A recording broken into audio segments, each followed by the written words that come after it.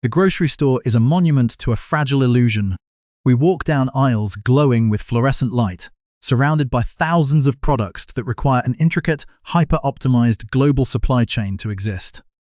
Fresh strawberries in February, premium ribeyes aged to perfection, and milk that spoils if the power cuts out for just half a day. We have built our entire modern civilization on the assumption that the refrigeration will never stop, that the trucks will always arrive, and that the electricity will always flow. But tucked away on the bottom shelves, usually covered in a thin layer of dust, is an anomaly, a category of food that rejects the rules of modern vulnerability. What if the food already sitting in your grocery store could outlast your car, your phone, and maybe even your mortgage? Some of these cans have a shelf life of 30 years or more. No fridge, no electricity, no special storage. Just a cool, dry shelf and time. Most people walk past them every single week without a second look. But the moment something goes wrong, a storm, a blackout, prices spiking overnight, they're the first things to vanish. We are talking about 12 specific foods. All of them affordable, several under $2. Any one of them capable of replacing a full meal when nothing else is available. The number one item on this list costs less than $3. Most people have never seriously considered it. And it might be the smartest thing you could add to your pantry this week. Let's look at the mathematics of survival. When a crisis hits, whether it is a localized infrastructure collapse, an economic shock, or a multi-day power grid failure, human behavior follows a terrifyingly predictable script. Panic buying sets in within 3 hours. The average supermarket carries only enough inventory to sustain its local population for roughly 3 days under normal buying conditions. Under panic conditions, that inventory evaporates in less than 4 hours. People fight over the last loaf of bread, scramble for bottled water, and clear out the meat counter. They focus entirely on the immediate, highly perishable present. Meanwhile, the true assets, the high-density, shelf-stable nutritional anchors, sit ignored until the very last moment. When the reality of a long-term disruption finally sinks in, this isn't just about disaster prepping. It is about economic insulation. Inflation isn't a temporary fluctuation.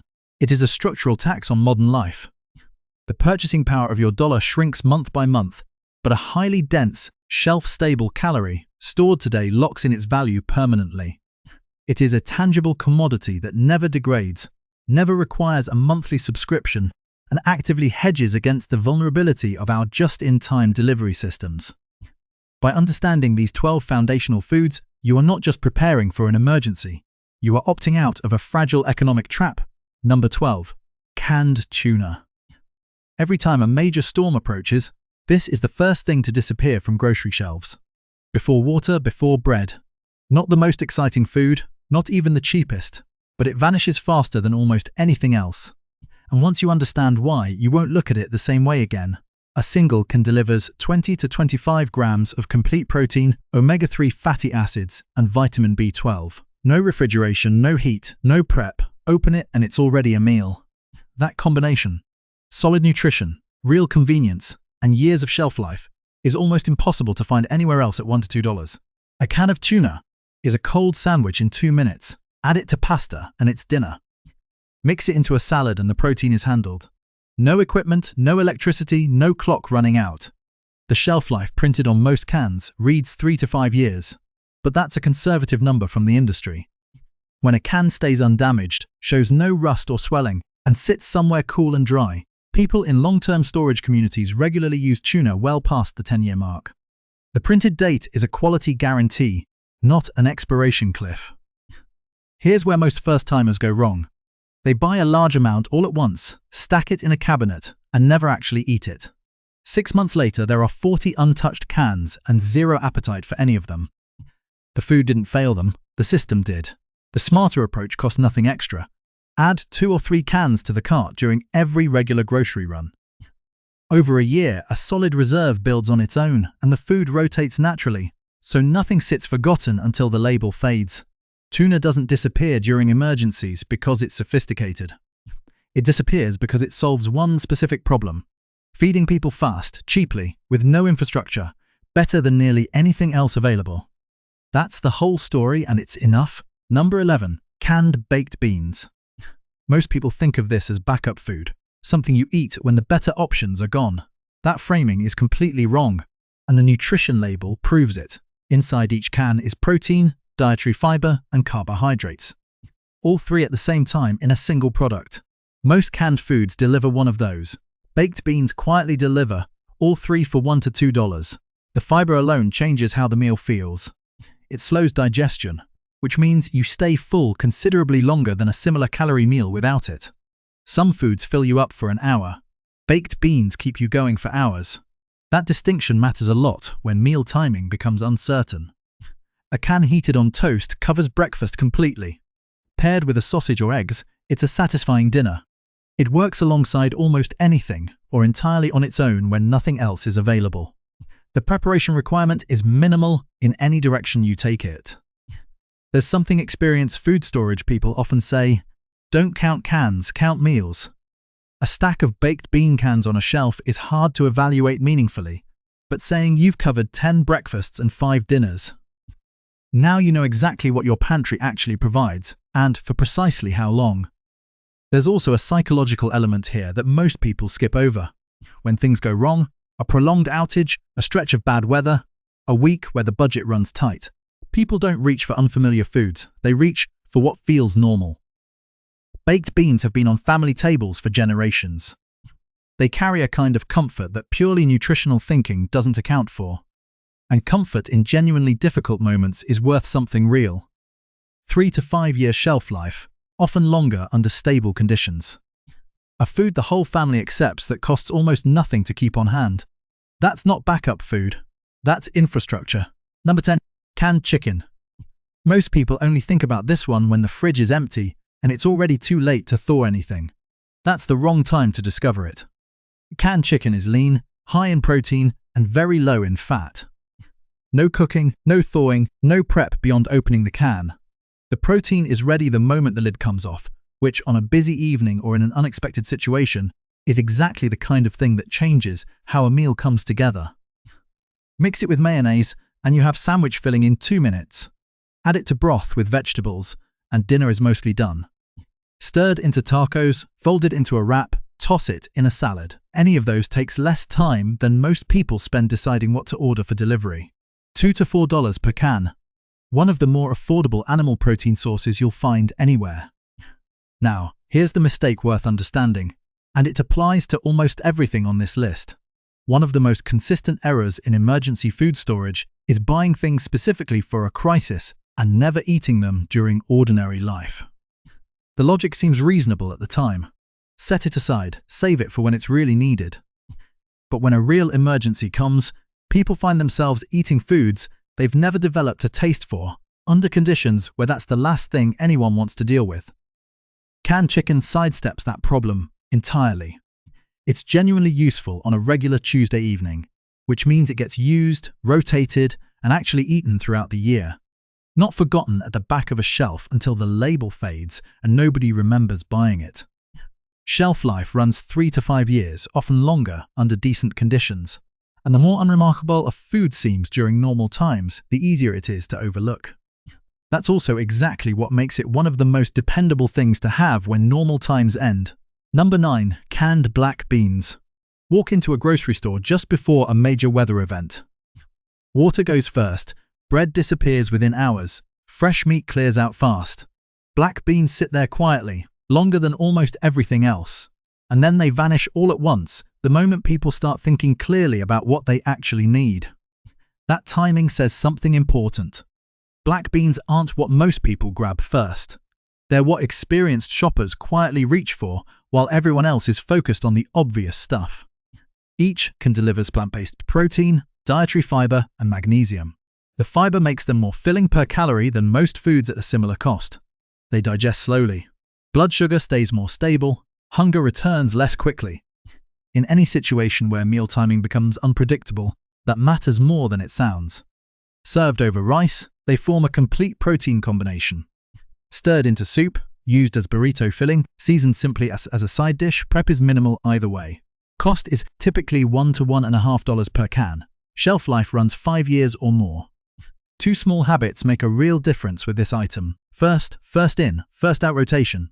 New cans go to the back. Older cans come to the front. Takes about 10 seconds per trip and stops you from finding cans that expired 2 years ago, buried behind newer purchases. It's one of the simplest habits in food storage and one of the most consistently ignored. Second habit is even simpler. Just add 2 extra cans to every regular grocery run. No special trip, no concentrated spend, no project. After 12 months of that, the pantry reflects it in a way that's hard to ignore without ever feeling like you made a deliberate effort to build a stockpile. The foods that attract the least attention during ordinary times are often the most available when things get difficult. Black beans are a quiet example of that principle. And quiet is exactly the point. If this has been useful so far, a quick like helps other people find it. Takes 1 second. Number 8. Canned beef. Most people assume their protein supply is covered. Fridge full, freezer stocked, grocery runs scheduled for the weekend. Then the power goes out for 3 days. The fridge starts warming within the first few hours. Frozen meat begins to thaw. By the end of day 1, everything carefully purchased and stored is on a countdown clock. By day 2, the decisions get uncomfortable. By day 3, real food is gone and the options left are the ones nobody planned for. That's the moment canned beef shifts. From something you've never thought about to something you genuinely wish you'd picked up months ago. Beef is one of the most nutritionally complete protein sources available. A can delivers high-quality protein, vitamin B12, iron and zinc, the exact nutrients that support muscle function, immune response and steady energy when conditions are most demanding. These aren't optional nutrients in a stressful situation. They're the ones the body draws on first. Goes into chili in minutes, stirred into soup served simply over rice. No thawing, no lengthy prep, no special equipment required. The simplicity is the point. When resources are limited, complexity is a liability. Here's a detail most people miss entirely. The liquid inside the can, which most people pour straight down the drain without a second thought, carries concentrated flavor from the meat. It works well as a base for soups or sauces and adds real depth to simple dishes. Don't waste it. $3 to $7 per can depending on brand and cut. Quality holds for 5 to 10 years under decent storage, often considerably longer when conditions are stable.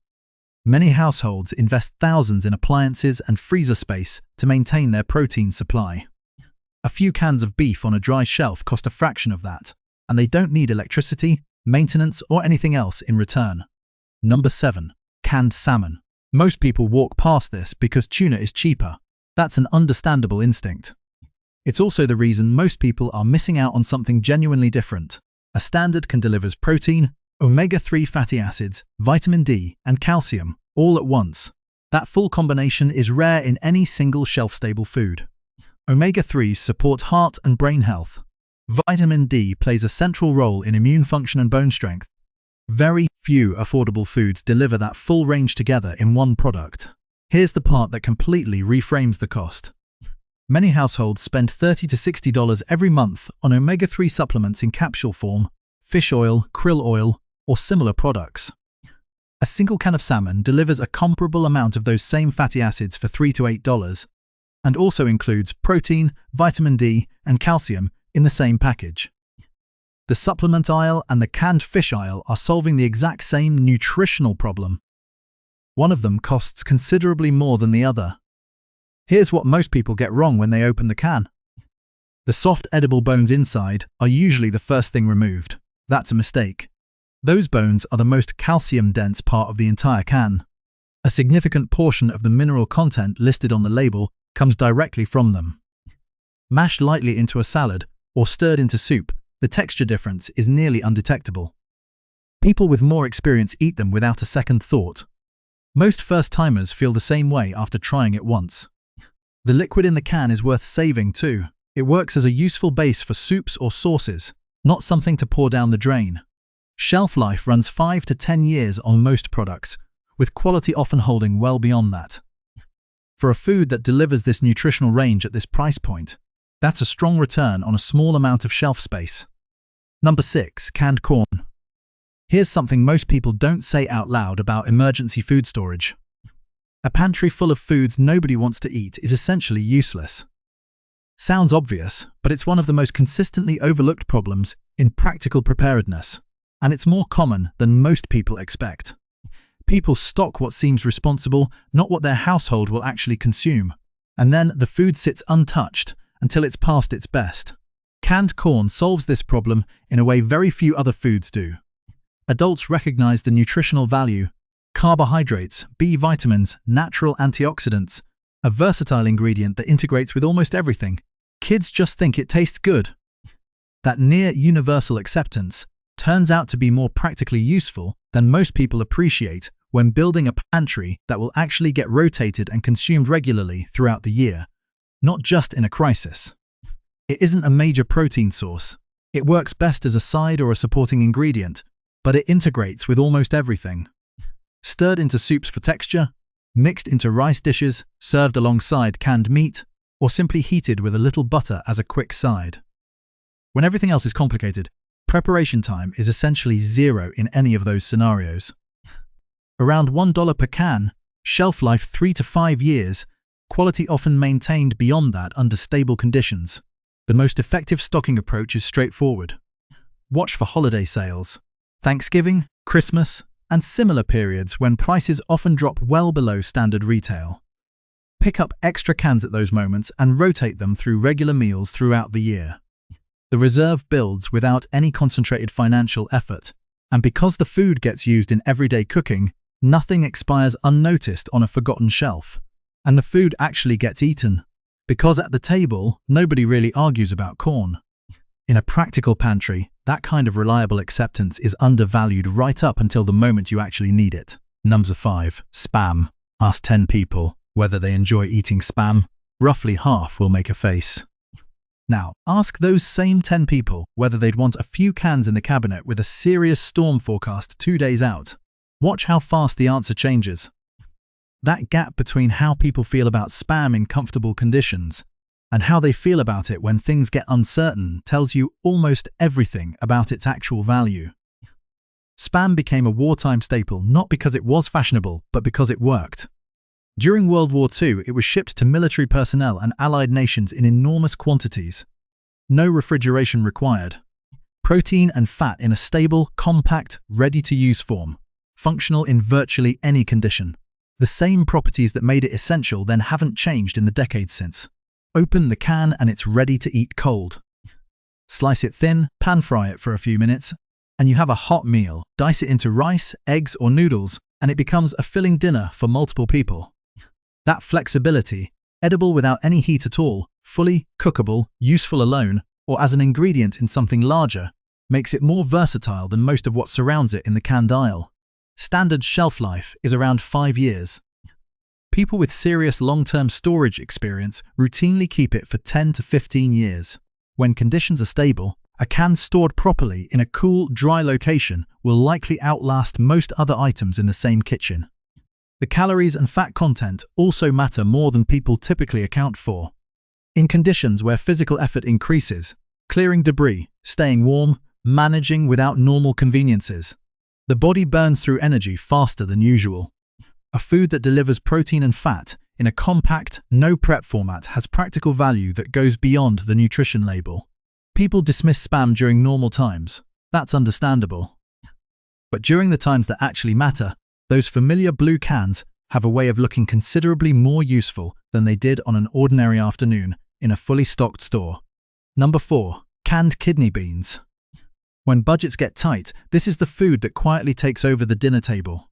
Not because anyone planned it that way, but because it just keeps working.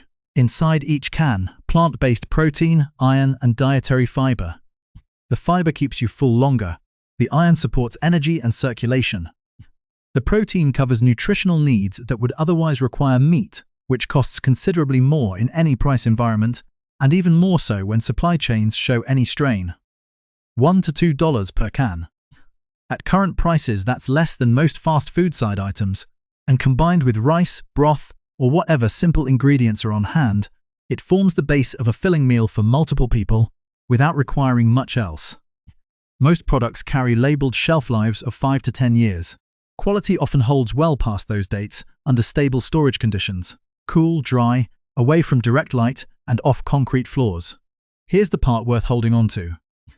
When budgets tighten, people often spend considerable effort hunting for discounts across multiple stores clipping promotions, and chasing sales on items they don't normally buy.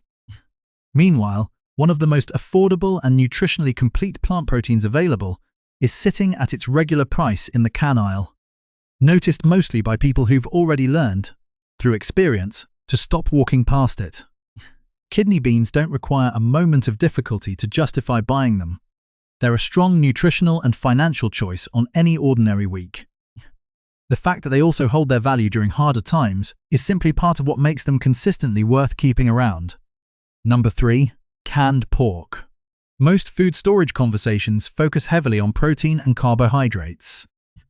Almost none of them address caloric density in cold conditions. That's a gap worth understanding, because it changes which foods actually matter most in certain scenarios. When temperatures drop significantly, a winter storm knocking out the heat, an extended power outage during cold months, or any situation demanding sustained physical effort outdoors, the body needs considerably more fuel to maintain core temperature and keep functioning properly. Lean protein matters, carbohydrates help. But in those conditions, perhaps something more than a dietary preference or something to minimize. It becomes fuel, concentrated, accessible, long-burning fuel. That's where canned pork fills a gap that nothing else on this list quite covers. A can provides protein, fat, and a higher caloric load than most other canned options available at a similar price. It doesn't need to be an everyday food for most households, and it doesn't need to be. But when conditions call for sustained energy output rather than light nutrition, it delivers in ways that lower-fat alternatives simply cannot match. Canned pork over rice is a filling meal with minimal effort. Mixed with potatoes or bread, it comes together quickly. Stirred into a simple broth with whatever vegetables are available, it becomes something closer to a proper hot meal than most people expect from a single can. Here's the part most people overlook. The fat content, which many people instinctively want to drain away, is actually worth keeping in this context. Experienced cooks use it to sauté vegetables, add depth to rice, or bring genuine flavor to otherwise plain dishes. During ordinary times, that extends ingredients further without adding cost. In more demanding conditions, it's how you extract maximum nutritional and caloric value from what you have available. $3 to $6 per can. Most products maintain quality for 5 to 10 years, often longer, under proper storage conditions. When the body genuinely needs concentrated energy, that's exactly when this one earns its spot on the shelf. Number 2. Canned potatoes. Most people don't even consider this one, and that's exactly what makes it worth paying attention to. During some of the most severe periods in modern European history, the potato wasn't a side dish. It was the primary caloric source for entire populations. Not in one region or one decade, but generation after generation across multiple countries. The potato was what kept people alive when other food sources failed or became unaffordable. That history didn't happen by accident, and it didn't happen because the potato was a trendy choice. It happened because the potato reliably does what it's supposed to do. A can delivers carbohydrates, potassium, and vitamin C. The carbohydrates provide sustained energy, the kind that keeps you functional for hours, not the brief spike that follows simple sugars. Potassium supports cardiovascular function and hydration balance. Vitamin C supports immune function, which matters more during stressful or physically demanding periods than people typically account for. These aren't exotic or specialized nutrients, they're fundamentals. Here's the practical case for the canned version specifically. Fresh potatoes require washing, peeling, chopping, and a meaningful amount of boiling time before they're edible. Canned potatoes skip every one of those steps. Already cooked, already cut, and ready for a hot pan or a pot of soup within seconds of opening. In a normal kitchen on a busy evening, that time saving is genuinely useful. In a situation with limited fuel or cooking time, it becomes considerably more significant. Families who use them regularly often find canned potatoes become a default on busy weeknights. Not as an emergency measure, just because they're faster and easier than the fresh alternative. When dinner needs to happen in 15 minutes, canned potatoes are already in the skillet, while fresh ones are still being peeled. $1 to $2 per can. Shelf life of 5 years or more under stable conditions. The potato has always been easy to overlook, and generation after generation, in circumstances far more difficult than most of us will ever face, it keeps showing up when it's needed most. Which item on this list has surprised you most so far? Drop it in the comments. Genuinely curious what people are already keeping at home. Number 1. Canned sardines. Most people walk straight past these. A small number of people buy them by the case. That gap in behavior is one of the most informative things about the entire canned food aisle. And the reason for it becomes clear the moment you actually look at what's inside. A standard can delivers more than 20 grams of complete protein, omega-3 fatty acids, calcium, and vitamin D, all in a single product costing $1 to $3 with a shelf life of several years. Finding that combination of nutrients at that price in any other food is genuinely difficult. Sardines function less like a simple meal and more like a multivitamin that also happens to be a complete protein source. That's not an exaggeration. It's just an accurate description of what the nutrition label shows. The omega-3 content alone is worth pausing on. Many households spend $30 to $50 a month on fish oil capsules without realizing a single can of sardines delivers a comparable amount of those same fatty acids plus protein, calcium, and vitamin D for a fraction of the cost. The supplement aisle and the canned fish aisle are solving the exact same nutritional problem. One of them costs far more than it needs to, and it isn't the sardines. Now, here's the detail most people get wrong on the very first try, and it directly affects how much nutritional value they're actually getting from every can they open. When most people open sardines, the first thing they do is remove the soft bones. That's exactly the wrong move. Those bones are where the calcium is. A significant portion of the mineral content listed on the nutrition label comes directly from them, not from the fish itself. They're soft enough to eat without any real texture difference, particularly when the fish is mashed into a salad or stirred into a dish with other ingredients. People who eat sardines regularly don't think twice about the bones. First-timers usually come to the same conclusion after 1 or 2 tries. The liquid in the can is worth using too. Whether it's olive oil, water, or a seasoned sauce, add it to rice, pasta, or vegetables rather than pouring it straight down the drain.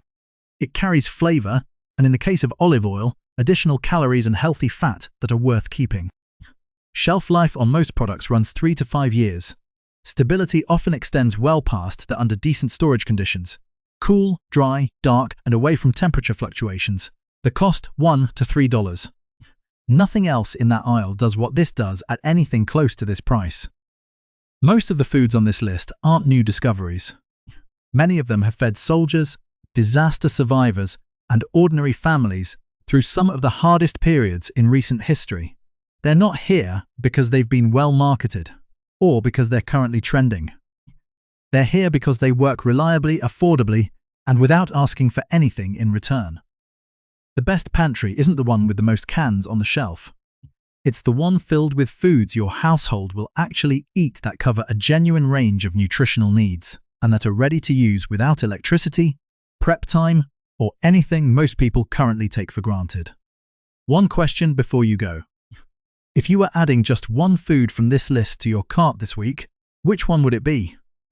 To understand how the modern global food system arrived at this of extreme, hyper-optimized vulnerability, we have to look at the massive legislative, economic, and industrial shifts that restructured agriculture over the last 50 years.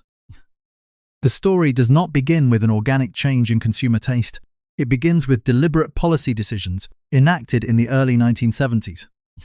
Prior to this era, United States agricultural policy, shaped heavily by New Deal-era programs, focused primarily on supply management.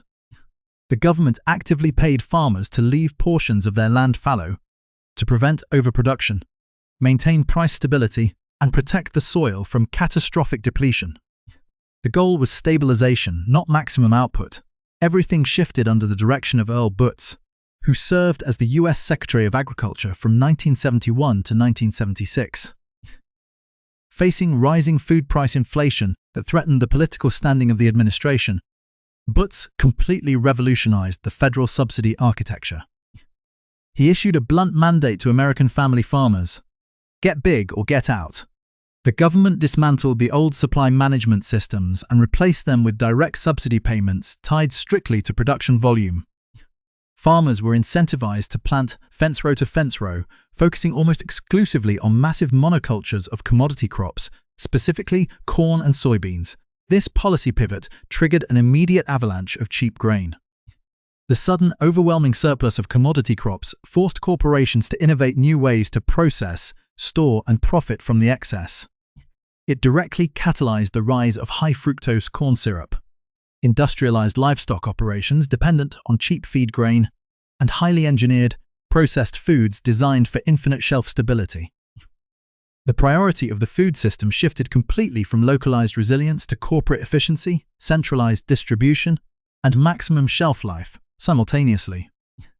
The logistics industry was undergoing a quiet revolution that would fundamentally change the geography of consumption.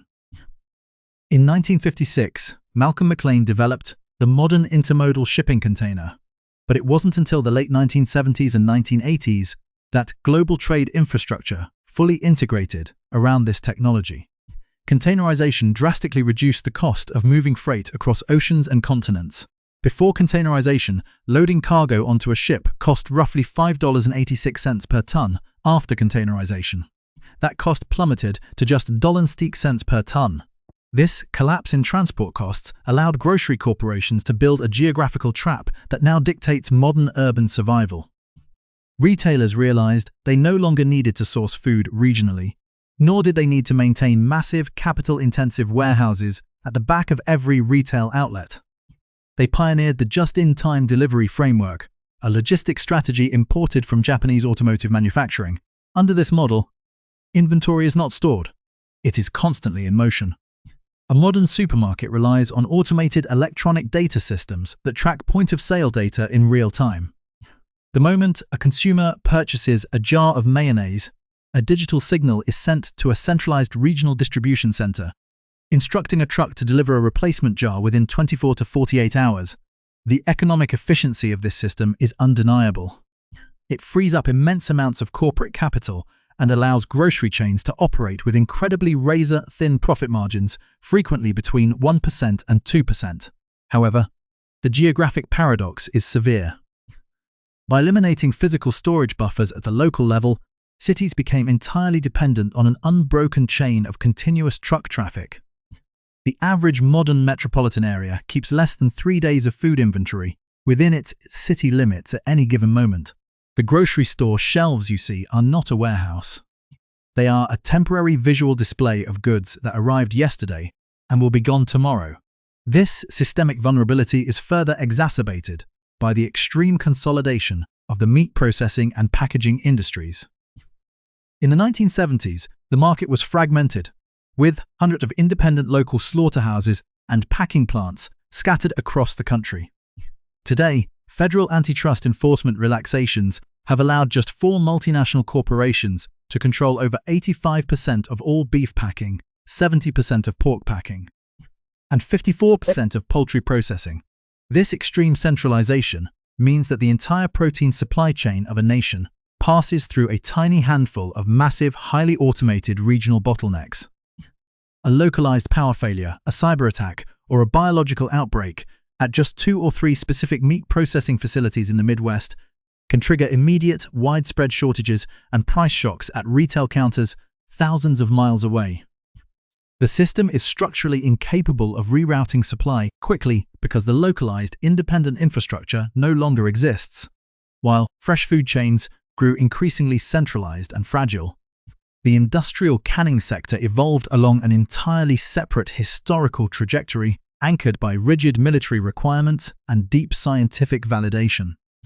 The canning process itself dates back to the Napoleonic Wars, when Nicolas Appert discovered that sealing food in glass jars and boiling them prevented spoilage. The technology was rapidly industrialized using tin and steel cans during the American Civil War and World War I to sustain millions of soldiers moving across vast distances without access to fresh provisions. By the mid-20th century, the microbiology of canning was strictly codified by regulatory agencies like the Food and Drug Administration. The modern industrial canning process involves sealing raw or partially cooked food inside an airtight container and heating it under intense steam pressure, typically between 240 and 250 degrees Fahrenheit. This extreme thermal processing is specifically calculated to achieve a commercial sterility standard. The primary target is the complete eradication of Clostridium botulinum spores, a highly resilient, lethal bacterium that thrives in anaerobic or oxygen-free environments. Once this biological baseline is achieved and the container is hermetically sealed, the food inside is effectively frozen in time from a microbiological perspective. Bacteria, mold, and yeast cannot spontaneously generate. They must be introduced from the outside environment. Therefore, as long as the structural integrity of the steel lid, the double-seam seal, and the interior protective lining remains completely intact, the food inside cannot rot, ferment, or cause foodborne illness. Regardless of how many decades pass, the industry prints 3 to 5 year best buy dates on these products, not because the food becomes toxic on year 6, but because long-term chemical interactions can slowly degrade the texture, color, and volatile flavor compounds over time. Acidic foods, like canned tomatoes or pineapples, can slowly corrode the interior lining over several years, leading to a metallic taste. However, for low-acid foods like the canned proteins, beans, and vegetables occupying the core of long-term pantries, the stability is remarkably absolute. In 1974, scientists tested canned food recovered from the steamboat Bertrand, which sank in 1865. The cans of peaches, oysters, and tomatoes had been buried in the mud for over 100 years. The results proved the food was still completely safe from microbial growth, retaining its core macronutrients, even though the aesthetic quality had deteriorated. The structural trap of the modern consumer is clear. We live in a society that purchases highly vulnerable, short-lived, fresh infrastructure on a daily basis, while completely ignoring the highly resilient, scientifically proven industrial assets sitting quietly on the exact same grocery store aisles. This hyper-optimized logistics structure has already cracked under the weight of current geopolitical and systemic friction. We are no longer discussing a hypothetical vulnerability. We are tracking an active, ongoing operational failure across global supply chains. Look at the data from the first half of 2026. The Food and Agriculture Organization documented an extraordinary 20 to 25% drop in global fertilizer trade volumes during the spring agricultural season, driven by prolonged energy market volatility and export restrictions from major processing nations like Russia. In North America and Europe, stalled buying of nitrogen and phosphate fertilizers has directly triggered a 21.3% reduction in domestic wheat production forecasts. The cushion is gone, and the margins are shrinking at every level of production. www.food.org. The crisis is highly visible at the retail counter, where corporate consolidation has created an aggressive price-fixing environment that state and federal regulators are actively scrambling to contain. In June 2026, the United States Department of Justice filed a massive price-fixing settlement with Cal-Maine Foods, the nation's largest egg producer, forcing a donation of 30 million eggs to settle allegations of systemic price manipulation that occurred during recent market spikes. Simultaneously, federal investigators launched a sweeping antitrust probe into major beef packers, utilizing every available law enforcement tool to investigate how retail meat prices reached unprecedented record highs, while independent cattle ranchers saw their profit margins entirely squeezed out. NeNoofDive.com. The reality inside the modern supermarket is a direct clash between corporate profit protection and consumer exhaustion. Top consumer packaged goods executives publicly acknowledged a sour mood among shoppers, noting that volume sales have dropped as consumers hit an absolute limit on what they can afford. In response, 4 states, Maine, Minnesota, New York, and Rhode Island, introduced aggressive legislative frameworks to combat predatory price discrimination in the grocery industry, attempting to reverse the corporate trends outlined by the Institute for Local Self-Reliance, which detailed how mega-retailers systematically decimate local independent grocers. Antitrustpolitics.com. You show one when a system operates with zero physical inventory buffer. Any localized shock instantly reverberates through the entire consumer population. Consider the immediate cascade of events that occurred when Cyclone Ditwa made landfall, displacing over 2 million people and wiping out 191,000 acres of high-yield cropland, including critical regional stocks of rice, maize, potatoes, and onions. The international shipping routes, already strained by ongoing maritime blockades and spiking insurance premiums, could not pivot quickly enough to fill the void. Within 48 hours, regional distribution centers ran completely dry. Retail outlets thousands of miles away did not experience a gradual slowdown. They experienced an immediate, total evaporation of specific inventory categories. This is the exact point where the hidden mechanisms of consumer behavior distort the market. When the evening news carries a single report of a potential supply chain disruption, it triggers a behavioral feedback loop known as demand spikes. Shoppers do not buy what they need for the week. They buy out of fear, clearing out the entire, highly visible fresh matrix within hours. If you walk into a store during this phase, you are witnessing an absolute physical dead end. The fresh milk is gone, the bread shelves are empty steel racks, and the meat counter contains nothing but melting ice. But if you look down, away from the empty eye-level displays, the contrast is stark. The canned assets, the high-density black beans, the protein-heavy sardines, the shelf-stable pork, and the carbohydrates embedded in canned potatoes, remain structurally intact. They are immune to the immediate transport blockades because they were delivered 6 months ago under stable freight conditions. They do not require the continuous cooling grid that consumes vast amounts of electricity. And they do not require the specialized processing facilities currently tied up in federal antitrust litigation. The tension between these two realities is changing how people view their kitchen cabinets. A household that relies exclusively on the fresh delivery loop is effectively operating on a variable contract with global logistics providers. A contract that can be cancelled by a cyber attack, a localized grid failure, or a political decision on the other side of the planet. Conversely, a household that deliberately builds a baseline of shelf-stable, commercially sterile canning assets has created an independent infrastructure. They have decoupled their immediate nutritional survival from a system that is currently roiled by historic input shortages.